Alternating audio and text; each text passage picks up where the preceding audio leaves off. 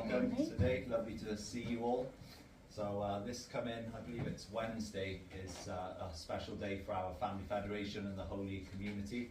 It's a celebration called the Day of All True Things. God created this world. Thursday, sorry. So since God created everything for us and for us to have dominion, this day is a day for us to show gratitude and celebrate the gift that we've been given by God together, that we are co-owners of this universe, of this cosmos, of the spiritual world and everything within it. So it's a day to celebrate that together. At the time, so because to show our gratitude and to celebrate, we have a small offering table here with some goodies which we want to offer back to God. We want to offer something to our Heavenly Parent because we receive so much abundance, so much love, so much grace. We want to offer something back, even if it's symbolic. So the title of my talk today is Family Traditions. So I want to try and argue that family is the cornerstone of God's plan. Family upholds God's dream. A few times today in today's announcements and testimonies, you might have heard the word blessing, which I want to touch upon a little bit and explain to you today.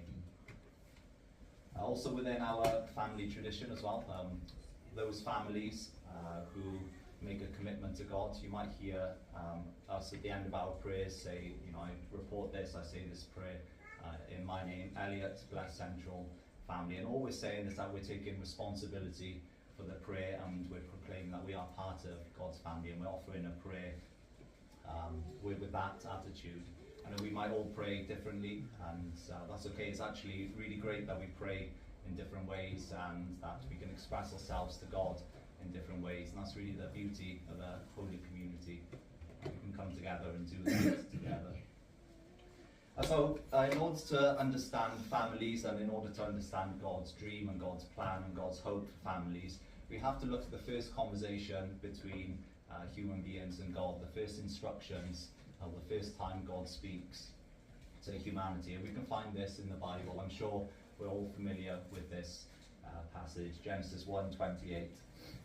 Be fruitful and multiply and fill the earth and subdue it, and have dominion over the fish of the sea and over the birds of the heavens and over every living thing that moves on the earth. So this is the first time God really speaks to human beings. This is the first time where God has given us a direct instruction, where God has given us what's the word I'm looking for? God's given us divine command. So he's given us these blessings. We call them the three blessings, or if you like, three gifts that human beings can achieve and that we can take and manifest within our lives.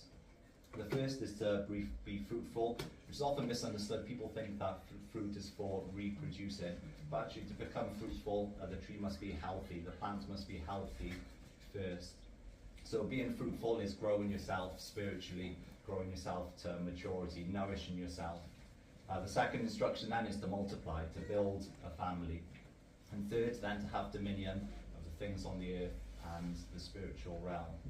What I want to argue is that family is embedded within these three gifts that God has given us. First, to be fruitful, we need a community around us. We learn so much from our families. There's a famous Russian educator called Lev Vygotsky. Is anyone familiar with his work? He was very instrumental in developing teaching materials during the Soviet Union, which then got released when the Soviet Union dissolved. And his work has been really influential in the education sphere. And what Vygotsky basically says is that we learn by having scaffolding, and we learn by having someone who's more knowledgeable and experienced next to us. We learn within that framework. So if you're doing an apprenticeship, a building course, you'll have a more experienced builder who would teach you and who would train you and ensure that you have the right skills, knowledge and experiences in the trade. And that would be an example of scaffolding learning. For example, in the classroom, if we're teaching something, we might show an example on the board and how to do it and how to achieve it. And that would be another example of scaffolding and creating an environment for learning. So even within this first gift, this first instruction that God gives us to grow to maturity, to become fruitful, And we see that actually family is so important in this, that we have a framework in which we can learn and grow and be supported. And family is the scaffolding, even within the first gift that God's asked us to achieve. Second, to multiply, to expand. That's self-explanatory, that the family is so important. Reverend Moon highlights that when man and woman come together, that is the energy, that is the force that creates. And as God is a representative of man and female, and masculine and feminine, that was the creative energy, the desire to have a family that created everything that we see in this world and everything within the cosmos. So we see that the union between man and woman is the creative force of life, and that's why that's the second gift, that's the second demand from God, that once we reach maturity, we co-create and we embody God in that way. Thirdly, to have dominion, to have ownership. If we look at the etymology of dominion, it does not mean just to rule with an iron fist, to suppress, to be on top. There's connotations of building a house, connotations of shared property, connotations of ownership, of sovereignty. So essentially, this is God saying, as a family, you and I together, me as a parent, you as my child, and you as brothers and sisters, take shared ownership of everything within this world. Look after it as I would look after it, enjoy it as I have enjoyed it, and fulfill your dreams within this world together. And this is a shared ownership. And again, sharing is a family value, that we do things together. Actually, within society, we see that that these three, if you like, these three commands, these three gifts, these three blessings that God has given us has been completely reversed. And what I really appreciate about Father Moon's teachings is that we can almost categorize evil actions through doing the opposite of these three things, by letting the material world take control of us, by the breakdown of the family, and then neglect of our own spiritual internal growth. So several times we hear this word blessed. Our Unification Church, Family Federation, you might see in the media, is known for these large gatherings, these large weddings where couples proclaim their dedication to God. Here's me and Kyan. We went to such ceremony in 2013, February 17th. And essentially what the blessing is and what this means is that you make a commitment in front of God, that this commitment goes beyond this earthly life. Marriage is important in the context of a society. If you get married in the church, me and Kyan got married in 2019, and you say your vows that until death do us apart. But what we're doing here through the blessing is making a commitment that goes beyond this earthly life, that this commitment is for eternity. And what this commitment is a statement that you and I, we're individuals, but we're coming together to blend as one, to become a unit, to become a container, to become a house, to become a temple together where God can dwell and be part of our relationship through the ups and downs, through the difficulty, not just for this life, but for eternity, that we can grow together and invite God, and He can be part of this relationship. So we're the man and woman, we can blend together as one, and we can invite God in as a space to do this. I'd just like to give 5 minutes to Auntie Patricia, who gave such a blessing actually to her African friends. I think it was last week, and my hope is that everyone here can also make this commitment in front of God.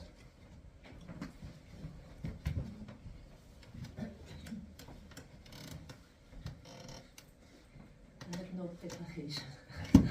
It was just really nice experience. Last Friday, my friend Beatrice, she's the chair of an organization that helps for children with cerebral palsy, and they were doing a big fundraising. And at the same time, there was a memorial for her mom, who died a few years ago, and she was the chair of that organization, and she never had the possibility to remember her mom, and also it was also her birthday, so there was different things organized. And she asked me to come and for David to share about family values. She really liked that aspect in our movement, about our strong stand for family values and fidelity, and like Elliot say about eternal love and commitment, and at the same time to give this interfaith peace blessing. And it was just really quite nice. It was a whole program. We were so exhausted. It began at 5. It was African time. In reality, we began at 7:30. I was just already shattered from the whole thing. And then there was a lot of African music and loud music, I can tell you. And also some dancing, African dancing, and fashion show, amazing fashion show. And then there was this time when David could give a presentation for 15 minutes, and then we just make a toast for peace. But I felt people really appreciate that, and they are quite strong families, African families. Sometimes they're quite. It's like really to recommit yourself for each other, to bring more love and forgiveness in our family, and then to realize in many parts of the world people are doing the same gesture for peace and commitment. So it creates quite a deep bond, because I think in today's society we don't know anymore what is a family. Everything is so diluted. So I think it is very nice to come back to basic and to realize that the family is the school of love, and really where everything starts. If we can find peace there, we can then bring peace. That's the message, to bring peace in our world. And when we can stand all together, making a stand for the family, I'm sure God listens to our prayer also. So there's different aspects, the personal aspects of renewal, or commitment for each other, make a new beginning, but also make us stand all together to work for peace and to bring these values in our world today. Yeah. So that was it.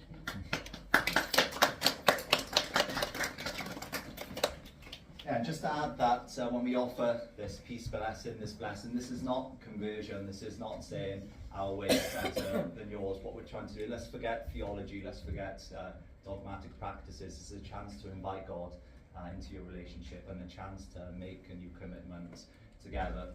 And actually this has been so valuable for me and Kyan. We've been through really big ups and downs within our relationship, and I think if we didn't make this commitment in front of God, if we didn't accept this gift, that I'm almost certain that we would have split up at different points in our relationship. Even after being married, we faced some real difficulties during COVID-19, and it's actually this eternal long-term commitment that has kept us grounded through the ups and downs and the difficulty, that we're going to work through this together with God, not just for this earthly life, but for forever. Okay, next, so blessed central family. What's it mean to be central? Here are some synonyms to the word central: principal, umbilical, cardinal, essential, fundamental, paramount, key. I really like the term umbilical, almost like, we're rooted and connected with God through this umbilical cord. We get our nutrition through God. A baby in the womb receives its nutrition through the umbilical cord. If you like, that's the lifeline that physically connects the mother and the child. So if you think about this then, that families who make a commitment, families who love God, and families who invite God into their lives are the umbilical cords. They're at the end of the umbilical cord, which is attached to God. Or if you like, they're fundamental to God's love. They are fundamental to God's providence. So what's this word providence mean?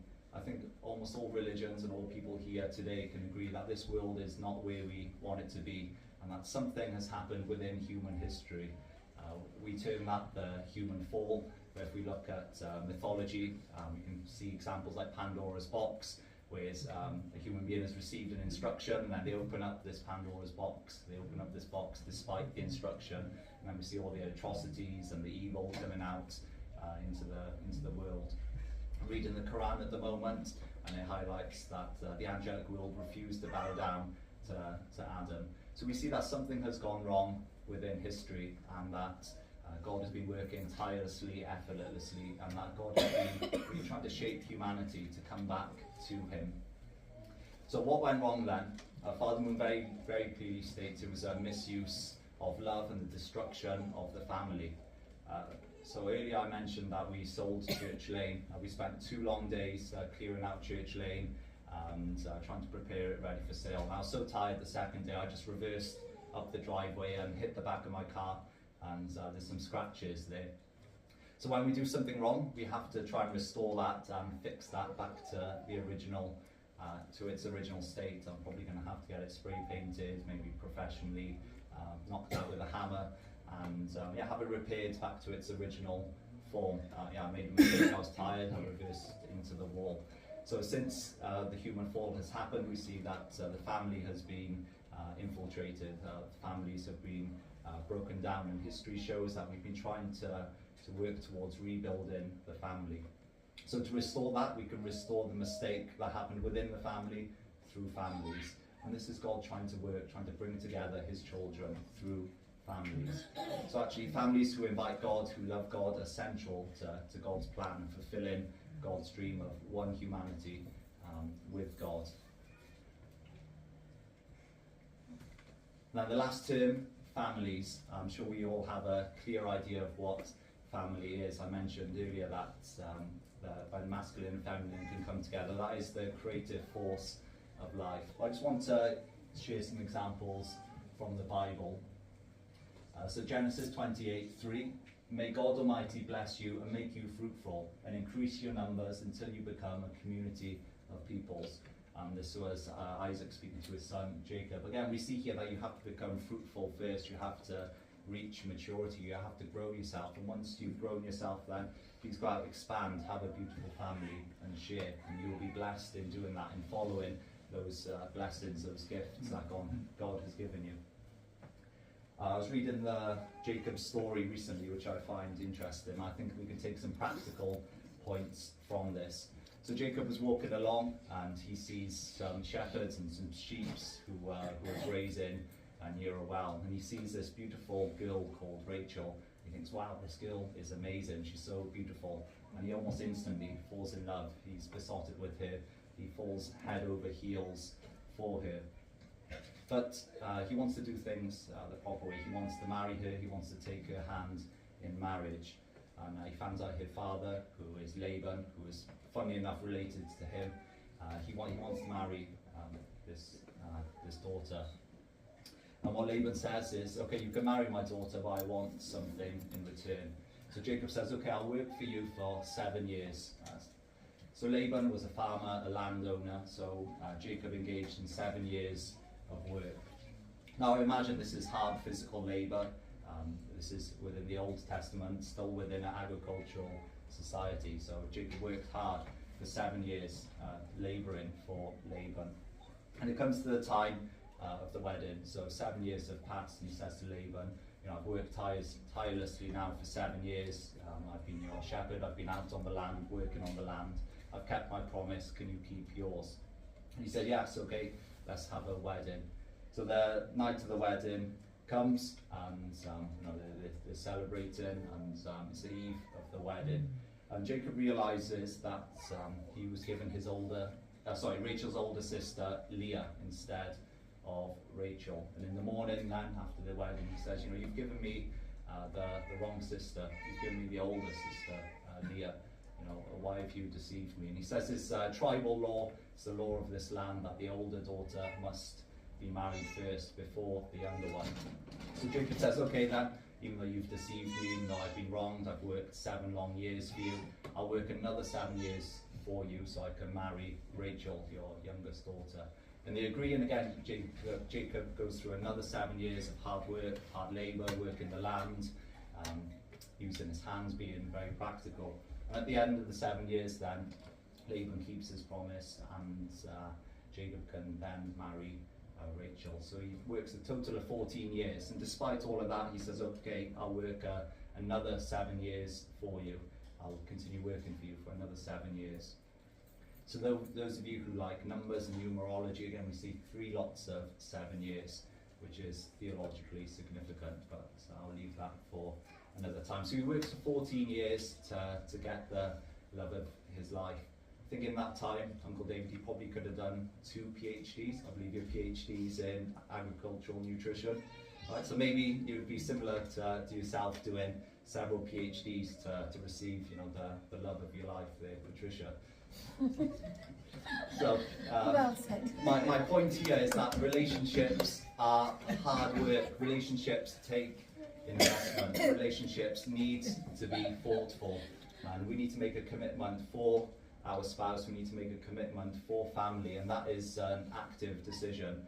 That's an active decision Jacob made, that he's going to work for the love of his life. He's going to work for Rachel, even though in the process he married the wrong person, he was deceived.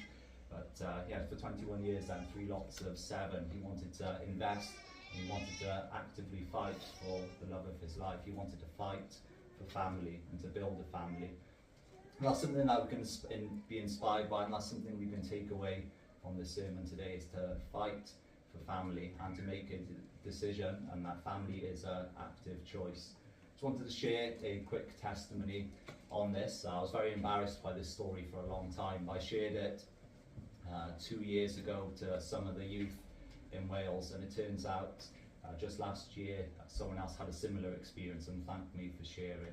So I'll share with you very quickly that why we need to fight for family, and family must be an active choice, a proactive choice. So when I was 16, I went to a house party, and we were celebrating a friend's 16th birthday. And somehow, very naively, I found myself in a bedroom with this really attractive young girl who was very popular as well. She was one of the popular girls. I guess if this was in America, she'd be like one of the cheerleaders and one of the popular ones. But anyway, I found myself in this room with her, and she started to undress. She took off her top, took off her bra, and then she said to me, "So, you know, are we gonna do something? Are you gonna make this happen?" And somehow I said to her, "Look, no, not tonight. Can you get yourself dressed? This is not the right thing to do." And then I left the party.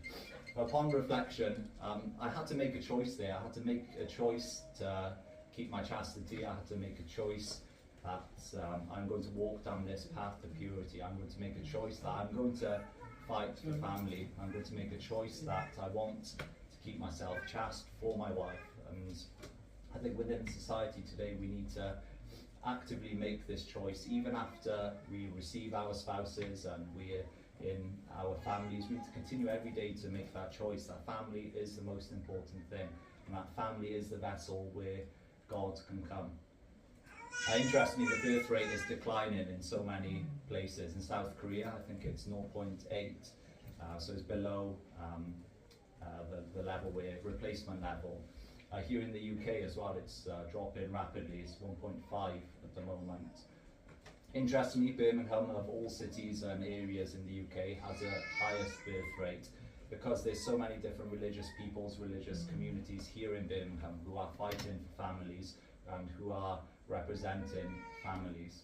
And actually this is really hopeful, because as we see the world become more materialistic, more of a focus on careers and money and gathering physical resources, it's the religious communities who are fighting for family. So if this continues, then people who are putting more value in material things, their families are shrinking. There's the religious communities whose families are growing. It's God's side which is growing. So if that continues on that trend, then religion will become more dominant, and there will be more of a religious community than the materialist community if the trends continue, where people who are valuing the material things are reproducing less and religious communities are reproducing more. And I think this is really hopeful for God, and especially if we consider his providence and that families are central to that. So I find that really promising, and I want to encourage you, brothers and sisters, today to fight for family, make family a choice. We're going to have some reflection music now. Please reflect, what does God want for my family, and is my family responding to God's call? Thank you.